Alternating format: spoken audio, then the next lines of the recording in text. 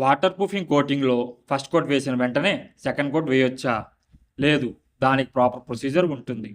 Hello everyone, ఈ podium స్లాబ్పై RFL bridge bond waterproofing first coat complete అయ్యింది.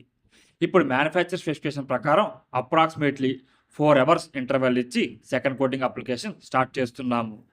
ఆర్ఎఫ్ఎల్ bridge bond అప్లికేషన్లో average material consumption అనేది 1 square మీటర్కి 1.5 kg ఉంటుంది.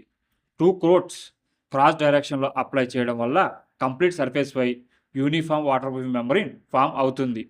సెకండ్ కోటింగ్ కంప్లీట్ అయిన తర్వాత ఇమీడియట్గా ప్రొడక్షన్ లేయర్ వేయకూడదు. ముందుగా కోటింగ్ని 3 days ఎయిర్ క్యూరింగ్లో ఉంచాలి. ఈ క్యూరింగ్ పీరియడ్లో కోటింగ్ ప్రాపర్గా క్యూర్ అయ్యి మ్యాక్సిమం వాటర్ ప్రూఫింగ్ పర్ఫార్మెన్స్ ఇస్తుంది. తర్వాత 120 GSM జియోటెక్స్టైల్ క్లాత్ ప్రొడక్షన్ లేయర్గా అప్లై చేస్తాము. ఈ జియోటెక్స్టైల్ క్లాత్ వాటర్ ప్రూఫింగ్ మెంబ్రేన్కి మెకానికల్ డ్యామేజ్ నుండి ప్రొడక్షన్ చేయడంలో సహాయపడుతుంది అండ్ సిస్టమ్ డ్యూరబిలిటీ కూడా ఇంప్రూవ్మెంట్ చేస్తుంది. అందుకే వాటర్ ప్రూఫింగ్ కోటింగ్లో క్వాలిటీ కన్నా ప్రాపర్ అప్లికేషన్ సీక్వెన్స్, క్యూరింగ్ మరియు ప్రొడక్షన్ లేయర్ కూడా అంతే ఇంపార్టెంట్.